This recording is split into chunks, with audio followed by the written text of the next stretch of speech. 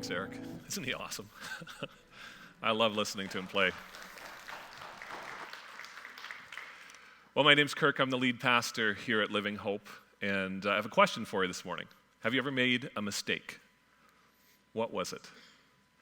You know, I was Googling this week, and I was looking to see what are the biggest mistakes and what are the most common mistakes that people make. And I found out that one of the most common mistakes out there actually has to do with tattoos. The mistake isn't getting a tattoo, the mistake is what the tattoo is of.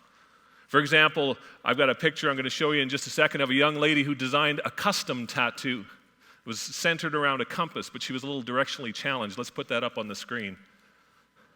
Not that one. There we go. So I think she needed Siri to help her with that one. Or how about this next one? This person wanted to put their nickname on their body. Some of us have nicknames, and she wanted to put the nickname on there, and so she got a little bit of a mistake going on here.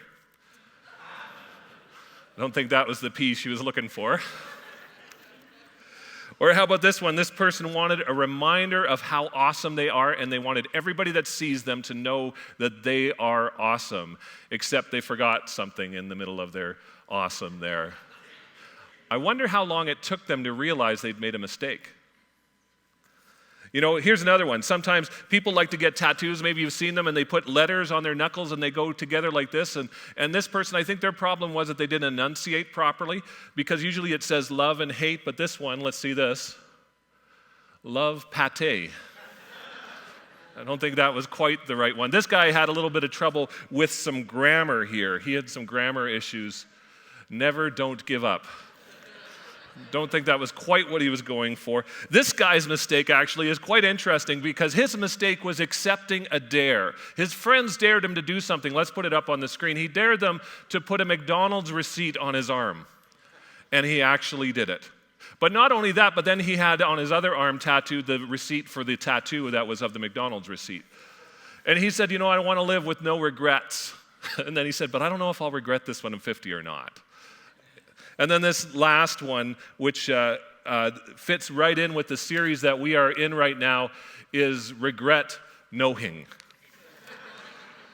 Have you ever made a mistake? Every week I ask you a question, and I ask you to stand up and to greet the people around you and then ask them a certain question. And so the question I want you to ask today is, have you ever made a mistake? What was it? Maybe you've got some tattoos that you want to show off this morning. So this is what we're going to do for the next 3 minutes. I'm going to ask you to stand up, greet the people around you. If you are from Living Hope, okay? If Living Hope is your regular place where you worship God, then here's the thing. I want you to find somebody who looks new, who looks like they've never been here, or that you don't know, and I want you to take the first step, and I want you to tell them your mistake first. So we're going to take the next 3 minutes, ask this question, have you ever made a mistake, and what happened? Let's go.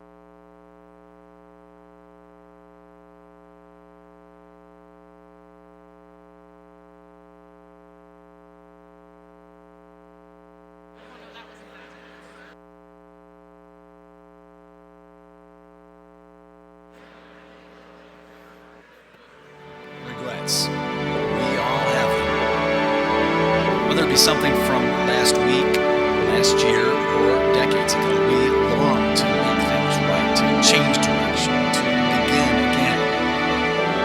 The good news is this: you can start over. You can actually learn to love your regrets. Well, it sounds like some of you have some mistakes that you've made in life. You know, as I was Googling this thing about common mistakes and finding out more about tattoo mistakes, you know what I discovered? Is that the people who have these mistakes, who have these tattoo mistakes, they actually live for years with their mistake tattooed right on their body. They walk around with it for years like that. For example, this young lady got a facial tattoo, and she immediately regretted it. And she walked around with this, and it cost her job interviews. It cost her people staring at her. She was quite embarrassed. For 5 years, she lived like this before she finally had it removed. And actually, people with these tattoos, they go to long extents. They do lots of things to try and cover up the mistake that they are wearing around all the time, but they still know it. You may not see it, but they feel embarrassed and they feel shame about it. And even when they spend the money to actually have the tattoo changed in some way to make it look like it wasn't a mistake, that often the people who do that, they actually report that they look at their tattoo and they still see the mistake buried within this correction that they've made. Have you ever made a mistake? You know, last week we started this series called Starting Over. And this series is all about regrets. Regrets are feelings of sadness, of sorrow, of shame, of pain that we carry around with us. Sometimes we regret actions that we took. We regret hurting someone. We regret something that we said to someone. We regret something we did. Sometimes we regret inaction. We regret that we didn't do something. We didn't love enough. We didn't care enough. We didn't help somebody when we could have. And sometimes we regret the reaction. Sometimes we regret that something happened to us and the response that we gave back as a response to that action that was done against us, the pain that we felt that was caused by someone else, we reacted and we regret how we reacted. Or sometimes we just carry around the shame for something that was done to us. We were hurt in some way. We didn't have control of what happened to us, but somebody did something and we carry around the shame and the embarrassment. And you know what? Regret is a lot like some of these tattoos that we've just seen. Because regret is etched into our lives, and we carry it around with us. And last week, as we started this series, we talked about the sorry cycle. We introduced you to this cycle of sorry. That when we experience regret, that actually we enter into a cycle and we just loop around and around and around. You see, we all have longings. We have things that we desire for our lives. Relationships, purpose, work, activities, and we have these longings, but regret holds us back. And regret doesn't change the longing in our life, but it stops us from being able to experience that longing. And last week we talked about how we need to begin to look at our regrets differently, because oftentimes we shy away from our regrets. We say we're going to live with no regrets, meaning we're not going to have any regrets. We're going to do whatever. But I suggested last week that maybe we'd look at regrets differently. Instead of trying to live without regrets, actually maybe we need to learn to love our regrets. That we need to look at our regrets differently, not as a reminder of the bad things that we continually have done, not a continual reminder of bad things, but actually as an opportunity to live better. And this week, as we continue our series, I want to talk about how we can break out of the sorry cycle. Because if we will learn to love our regrets, as we talked about last week, we can actually break out of the sorry cycle. And the first step that we're going to look at today is recognizing your regrets. Because if you will recognize your regrets, you can break out of the sorry cycle. If you will recognize your regrets, you can begin to release your regrets and live the life that you were created to have. Let me show you why I say that. If you have your Bibles, turn with me to the Old Testament. We're going to look at a book called 2 Samuel, and this is page 242 and 243. We're going to look at 2 chapters. We're going to kind of jump around through it, and we're going to look at the story of a man by the name of David. And David had a huge regret. He did something that caused a lot of pain to himself and to everybody around him. And David is someone, he lived a long time ago. He was the greatest king of Israel. He is still revered to this day. There are statues of him throughout Jerusalem in Israel. celebrating King David. Devout Jews pray at his tomb every week.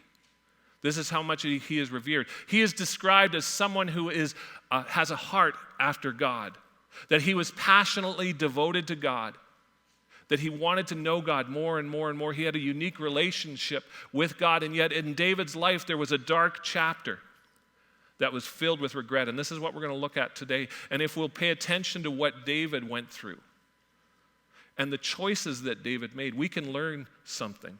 We can learn how to love our regrets. We can learn how to break out of the sorry cycle because we'll learn how to recognize regret in our life. The story starts off like this in chapter 11 of 2 Samuel. It says, in the spring of the year when kings normally go out to war, David sent Joab and the Israelite army to fight the Ammonites. They destroyed the Ammonite army and laid siege to a city of Rabbah. However, David stayed behind in Jerusalem. And late one afternoon, after his midday rest, David got out of bed and was walking on the roof of the palace. As he looked out over the city, he noticed a woman of unusual beauty taking a bath.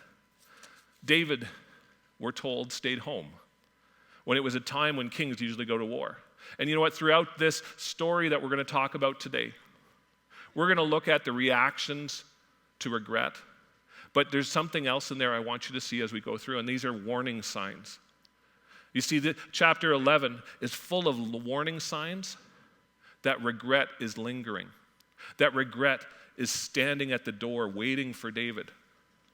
And if we will pay attention to the warning signs that we see in David's life, then we can determine when there's regret knocking at the door for us or hiding in the shadows of our life. And the author says that it was a time when kings usually went to war, that spring was a time when people went to war. And the king was the commander-in-chief of the army. And so it was his job to lead the people into war. Actually, the chapter right before this talks about a battle where David did exactly that. But this time, David doesn't go. He sends his general, he sends his troops out to fight this enemy who he had just been fighting in chapter 12. And they keep making this comment that David stayed home. And there's a warning sign here, a red flag to pay attention to. You see, I think David was filled with entitlement. David had been fighting since he was a teenager. If you know the story of David, you know that his battle experience starts with a battle between him and a guy named Goliath, a giant. And that happened when he was a teenager. And this happens in chapter 11, is about when he is 47 years old, decades later.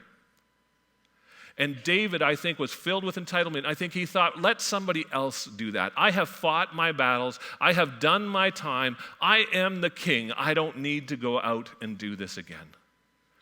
And the warning sign is that when you are filled with entitlement, when you think you are better than someone else, and that you deserve something, that we need to pay attention to that. Because regret is probably knocking at the door or hiding in the shadows of our life. And the author goes on and says that not only did David stay home, but he started napping in the middle of the day. And then after he got up midday, he started to wander around the roof of the palace. And in Jerusalem, at that time, the city was built on the side of a hill, and the palace was built at the tallest part of that hill. And David, from his rooftop vantage point, had a great place to see all of the city into the backyards, the bedrooms, the rooftop baths around Jerusalem. And David had been napping during the day instead of out at the battlefield where he was supposed to be. And there's another warning sign here. David had too much time on his hands. Idleness is a warning. When we have too much time on our hands, we're apt to get into trouble. But here's the thing, in today's society, I don't think we have too much time on our hands because we have a very busy schedule. There is no lack of things that we can do. We have more leisure activities than any other time for any other people who've ever lived. And I don't think our problem is that we have nothing to do. I think that our problem is we have no purpose in the things that we do. And that we spend time binging on Netflix. We spend time obsessed with sports. We spend time obsessed with fill in the blank. And all of our energy and all of our time are poured into these things, and idleness and purposelessness are warning signs that regret may be lingering. You know what? I was reading a study this week by, it was on the business news, and I'm going to forget who it was, but it was this, it was out of the States, a psychology magazine. And this study said that after 6 p.m., the decisions you make after 6 p.m. have more impact on your financial health than any other time in the day. And they said most people after 6 p.m. start to go shopping. And that the shopping you do after 6 p.m.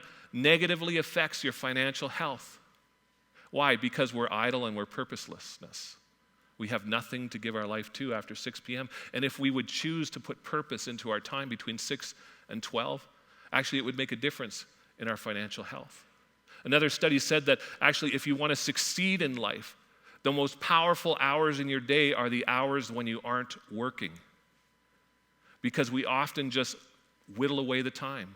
We do nothing. We watch 14 hours of TV a week on average. And they said that if we would just give ourselves to something, that actually this would make a huge difference in our life. Idleness and purposelessness lead to regret in our lives. Because no one on their deathbed ever said, I wish I had watched more Netflix. Right? David has time on his hands. He takes an afternoon nap. He gets up. He goes wandering around the palace, up on the rooftops, and he sees a beautiful woman. And what does he do? He looks away. No, that's not what he does, right? He continues, verse 3. He sent someone to find out who she was, and he was told, she is Bathsheba, the daughter of Elam, and the wife of Uriah the Hittite. These names are mentioned because it's saying David knew this person. That Uriah was one of his soldiers, one of his elite soldiers. That Elam was a person that he knew. And what does David do? He says, oh, okay, well, then forget it, right? No, he doesn't say that either. It says, then David sent a messenger to get her, and when she came to the palace, he slept with her. And there's another warning sign here, indifference. Indifference about the feelings or the rights or the laws around us. When we don't care what other people are going through, when we don't care how our actions will affect someone else, when we don't care what God might have to say about what we are doing, when we are filled with indifference, regret is lingering and lurking somewhere in our lives. And David sleeps with this woman. And then it says that he sent her away. But like regret, it has a way of popping back up, and she comes back, and she says to David, I'm pregnant. And Uriah has been away at war for months now, and it's very clear that it's David's child. So what does David do? David's faced with a moment. He is faced with a choice of how he is going to react. And what does David do? He chooses to hide his regret. He chooses to hide, to cover up this thing that he has done. He knows that it's wrong. And what does he do? He calls home Uriah from the front under the guise of giving him a report. And he says to Uriah, thanks for the report. Now, why don't you go home and have some R&R? He's hoping that he'll sleep with his wife and that everything will be made perfect because Uriah will be none the wiser. No one in Jerusalem will know about what he has done. But Uriah doesn't go home. He stays at the palace, and he says, and the next morning David says, what happened? What's the matter? Verse 10. Why didn't you go home last night after being away for so long? And Uriah replied, the ark and the armies of Israel and Judah are living in tents, and Joab and my master's men are camping in open fields. How could I go home to wine and dine and sleep with my wife? I swear that I would never do such a thing. This shows the loyalty that is in Uriah to both his king and to his people. A stark contrast to the loyalty that's in David, right? And David realizes he's going to have to try harder. He's going to have to do something more. This regret keeps popping up in his life. And so he comes up with another plan. He plans to get Uriah drunk. And then Uriah will definitely go home and sleep with his wife if he can just get him drunk. And he does that. But Uriah doesn't go home again. Again, he stays at the palace because of the loyalty, because of the character of this person. And now David is like, what am I going to do? And you know what? When we have regret in our life, we have the same choice that David has. We have the choice of how we will react to what's happening. We can't change what happened. David couldn't change what happened with Bathsheba. That bell is rung. But he has a choice as to how he will react to what he's done. And we have that same choice. We can choose one of two ways. David in this story actually chooses both of them. And we're going to see the two choices that come when we handle regret.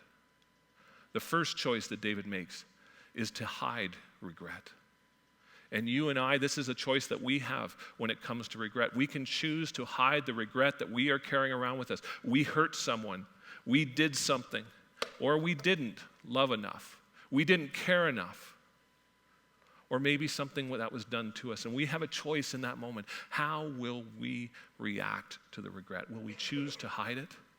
The problem with regret is that regret has a way of keep coming back around at us. You see, when we hide the regret, we stuff it down. We say, it doesn't matter, we lie, it didn't happen. We try to cover it up. And it keeps coming back around. There was a game that I used to play when I was a kid, when I would go swimming. We would have a ball, and we would try to stuff it down in the water. Did you play this when you used to go swimming? You push it down in the water, maybe you'd sit on it and try to float on it, right? And we have this ball here of regret, and we push it down into the water, and it takes a lot of energy to get it down in the water. But the thing is that that ball always wants to come back up. And if I take just my hands off of it, it comes back up and it makes a mess. And so we have to push it down even harder. And we do this with regret, and we push it down. But regret is always fighting to get back to the surface in our lives. That's what's going on with David. He's pushing down. He's getting Uriah drunk in order to cover up what he's done with Bathsheba because he regrets this. But regret keeps coming back up.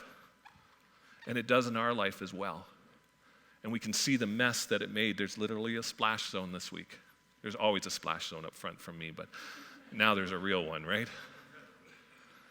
But regret has this way of popping back up in our life, and when you hide your regret, it will always pop up again.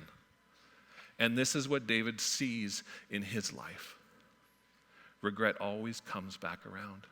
And so David now is at this place where Uriah won't go home, won't sleep with his wife. How is he going to cover it up? So he comes up with another scheme. And the next day, he decides what he's going to do. It says, verse 14, he says, so the next morning, David wrote a letter to Joab, the general, and gave it to Uriah to deliver. And the letter instructed his general, Joab, station Uriah on the front lines, where the battle is the fiercest, and then pull back so that he will be killed. Uriah delivers his own death sentence. This is how far David's willing to go to cover up his regret, so that nobody will know what's happening, that nobody will know that he slept with Bathsheba. And there is a series of deception going on throughout this chapter. And friends, whenever there is deception in your life, whenever you are lying to someone to cover something up, whenever you are saying to a friend, don't tell anybody what I did, or let's pretend like this never happened, there is regret lurking in the shadows of your life. And this is a warning sign we need to pay attention to. Don't try to hide it, because it just keeps coming back up. The other thing that we see here is that David just cares less about the relationship in his life. He doesn't care at all about Uriah. He probably fought alongside Uriah because Uriah was one of his elite soldiers. David doesn't care about this woman who he slept with. He's going to kill her husband, and he cares less about that. And you know what? He doesn't care at all about what God thinks about this as well, as we're going to see in a moment, that he never even consults God. Here's a guy whose heart is after God, who's passionately devoted to God, and yet we never see throughout this chapter any signs that he consults with God. And David, not only did he consult with God usually, but he was also someone who was surrounded by wise people. And yet nowhere throughout this does he go to someone and say, hey, I kind of got in some trouble. What should I do? He just acts, and he acts, and he acts because he's trying so desperately to cover up the regret that he faces. And Joab does exactly what he's commanded to do. And Uriah is put at the front. And when Uriah's wife heard that her husband was dead, she mourned for him. There's no mention of David mourning at all for what he did. And when the period of mourning was over, David sent for her and brought her to the palace, and she became one of his wives. Did I forget to mention that David was also married?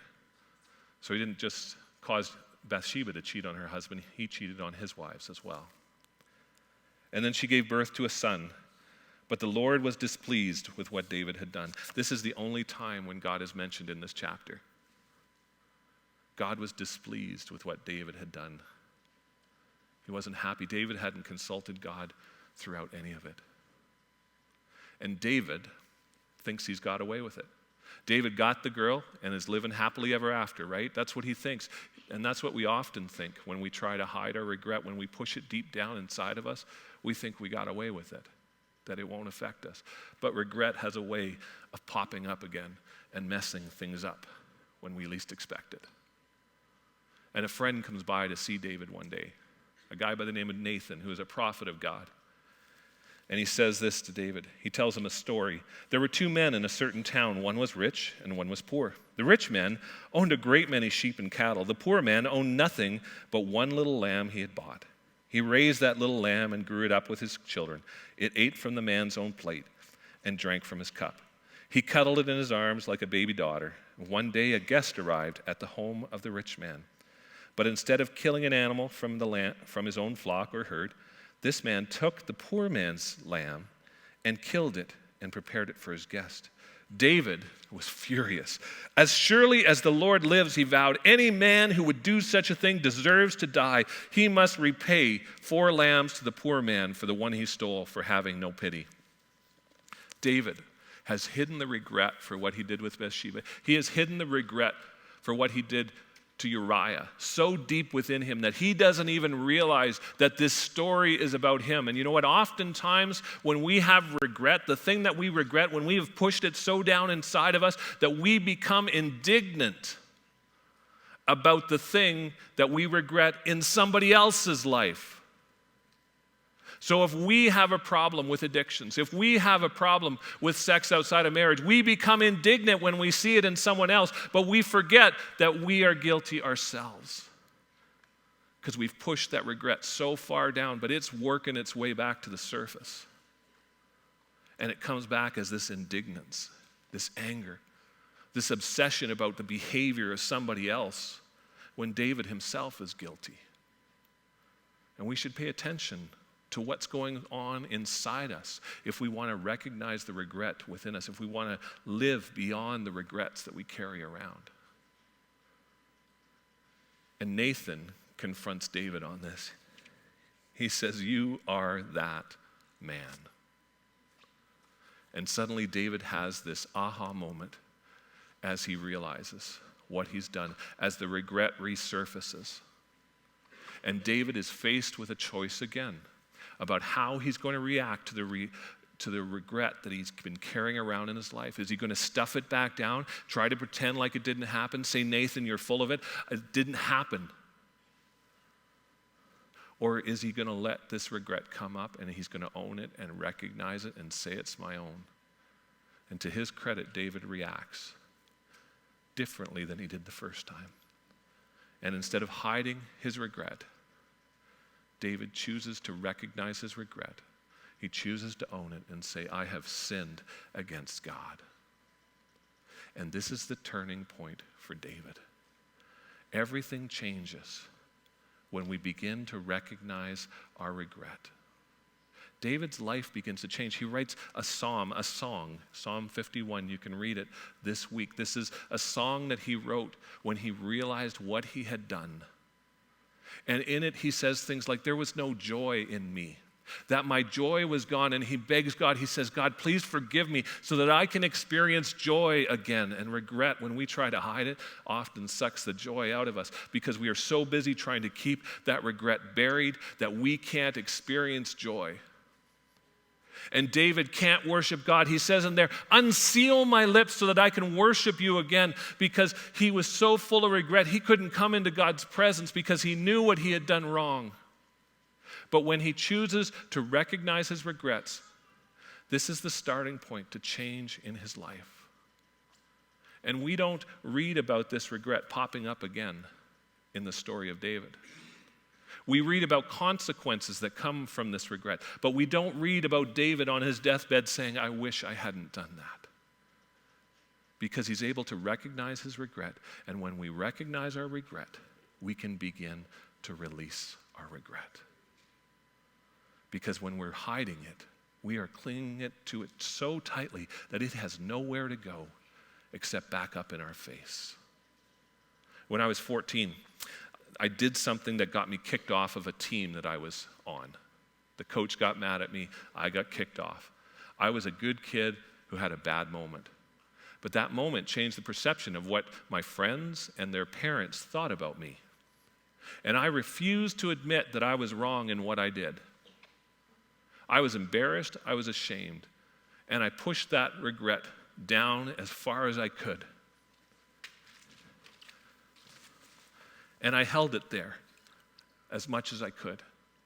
And I remember when I was 39 years old, I was sitting with my wife, and we were in a parking lot, and we were waiting for one of our kids to get out of gymnastics. And we were talking about something that was going on in my life. And I began to tell the story of a 14-year-old boy who got kicked off his team. And that regret resurfaced. And you know what my wife said? She goes, you know what? Every time something bad happens in your life, every time you have trouble with someone and wonder if they like you, you tell the story of the 14-year-old boy getting kicked off a team. And she was absolutely right. And for decades, I had been telling and retelling and telling and telling that story of what I had done because there was a regret that I needed to face. And it kept popping up for decades afterwards. But from that night on, as I released that regret, as I recognized that, hey, there was something here that I did. And I began to talk with my wife about it. I began to talk with God about it. And I was able to release that regret. And I don't carry it around with me anymore. And when you recognize your regret and own what you did, this is the starting point to breaking out of the sorry cycle, of changing your life. David has a dark couple chapters, 2 chapters in the 2 books of Samuel that are written about him. But he is most remembered for being a man after God's own heart. Why? Because he dealt with what he did, the regret that he carried around. He chose to recognize it, and that allowed him to release it. And Psalm 51 is the story of him releasing it. And friends, you know what? Recognizing your regret is a hard thing to do. Because we have an enemy who whispers to us, don't you dare do it. It'll ruin your life. No one will like you after this. You'll never be able to do, fill in the blank. We have an enemy that whispers, don't you dare let that regret up. And we live with a regret below the surface of our life. It's buried but not dead. It's hidden but still powerful. And we need to recognize our regret. And this is hard to do. A guy by the name of Peter, we talked about him last week, who had a regret and he had to learn to love his regret. He writes these words. He says, so humble yourself under the mighty power of God, and at the right time he will lift you up in honor. Give all your worries and cares to God, for he cares about you. Humble yourself. Recognize your regrets, and the promise is that at the right time, that God will lift you up. Just as he did for the guy who wrote these words, just as he did for David when he recognized his regret and humbled himself and said, you know what, I did do that. God lifted him up so that he is remembered as a person after God's own heart, as the greatest king of Israel. And friends, God invites you and me onto this journey of humbling ourselves, of recognizing our regrets so that we can begin to release them. And so, here's what I want you to know. I want you to know that you can't change what happened, but you can change what will happen. That you can make a choice in how you respond to the regret, to the things that you've done, whether it's a regret of action or inaction or reaction. Whether it's a regret of finances or a regret of relationship. Whether it's a regret of purpose in your life. Whether it's a regret of abuse. Whether it's a regret of addiction. That when you begin to recognize this is the turning point. You can't change what happened, but you can change what will happen. And if you have been abused, if someone has done something to you that has filled you with shame, you can't change what happened, but you can change what will happen. And believe that you can start over, that you can, by recognizing your regrets, you can start over. And here's what recognizing regrets looks like. It means telling yourself what you did, admitting it. Stop lying to yourself. Stop trying to sugarcoat it. Just say, this is what I did, or this is what happened to me. Admit it to yourself. Until you admit it to yourself, come clean with yourself, you will not admit it to anyone else, and you will bury it down. And when you start to admit to yourself that you did something, then you can begin to release it. The second step is to tell God. Friends, here's the thing you need to know is that God already knows. God knew exactly what David did. That's why Nathan was able to go and tell him that story. Not because Nathan was so smart and he'd figured it out, but because Nathan was a prophet of God. God had spoken to Nathan and told him, I want you to go and speak to David about this and call him to repentance. And friends, God knows what regret you're hiding. He knows what's under the surface, and he wants you to be free. He wants you to confess it. 1 John 1:9 says that if we confess the regrets, if we confess the things that we've done, he is faithful and just to release us, to forgive us. Tell God what you've done. And then tell others. You know, it's interesting. The very people that God wants to help us are the very people we try to distance ourselves from when we're filled with regret. When David slept with Bathsheba, did he go looking for counsel and saying, I did this bad thing, what should I do now? She's pregnant. No, he just started acting and he started pushing people away. But the very people that we push away are the people God wants to use to help us heal. Tell your spouse, tell your group, tell a friend. Don't leave it in the dark. Because, friends, nothing good grows in the dark. Don't leave it in the dark. Tell yourself, tell God, and tell others. This morning, we want to give you an opportunity to do just that. To begin to recognize the regrets that you might have. In just a few minutes, we're going to do a Q&A as we're doing throughout all this series. As we're taking your questions, you can text them into the number at the bottom of the screen. There it is right up there at the top of the screen. And we'll take those in a second. But after that, we're going to give you a chance to respond, to recognize regret.